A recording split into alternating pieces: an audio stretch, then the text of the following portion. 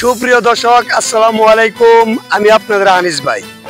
Anis YouTube চ্যানেলটি দেশ ও দেশের বাড়িতে এবং দূর দূরান্ত থেকে যারা দেখবেন, পত্রিকাটা এবং পথপন্থ থেকে লাইক, কমেন্ট, শেয়ার এবং সাবস্ক্রাইব করে আমাদের পাশে থাকবেন। এখন আমি আছি আমাদের বড়রন আলগাপাড়া জমিনেতে। এই ফিরে দেখলাম এই জমির মাধ্যমে মানুষের কৃষকরা অনেক কষ্ট করছে।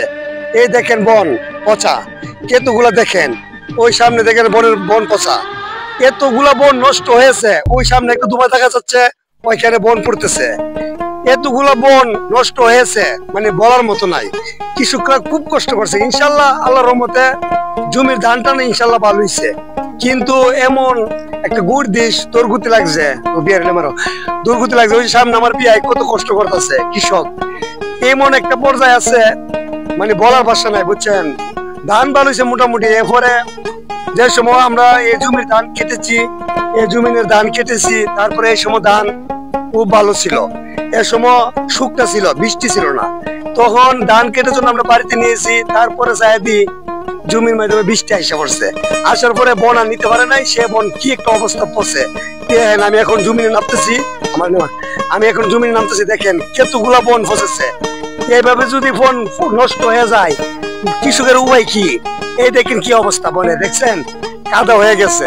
হাই রে হাই, এত কষ্টের জীবন। ওই যে আমার এক ভাই আসতেছে কাম করে, সে ছেলেটা অনেক ভালো। কিরে ভাই, তোদের বন হচ্ছে না? ওরা আগে তো নিয়ে গেছে গা। দেখেন এমন অবস্থা হইলে কৃষকের উপায় কি?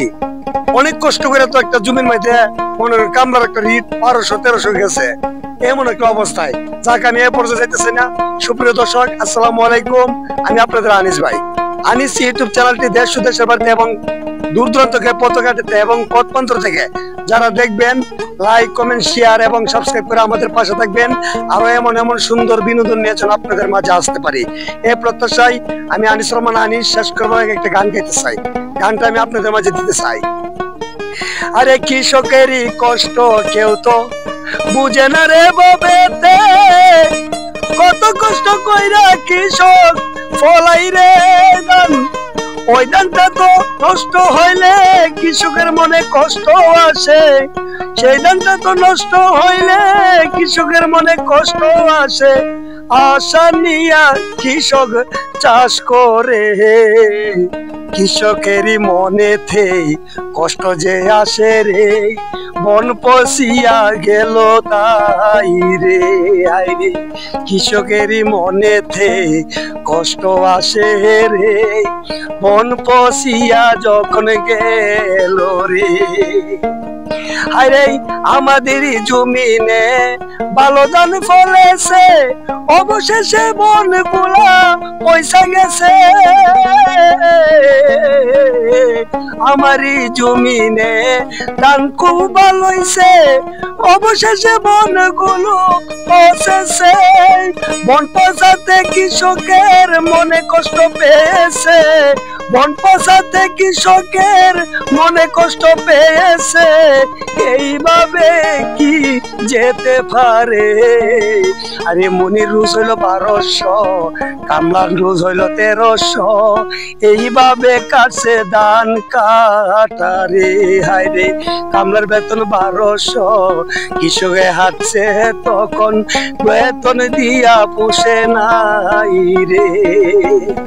আরে বন তো পচে গেছে, কৃষকের মনে কষ্ট পেয়েছে। বন তো পচে গেছে, কৃষকের মনে কষ্ট পাইছে।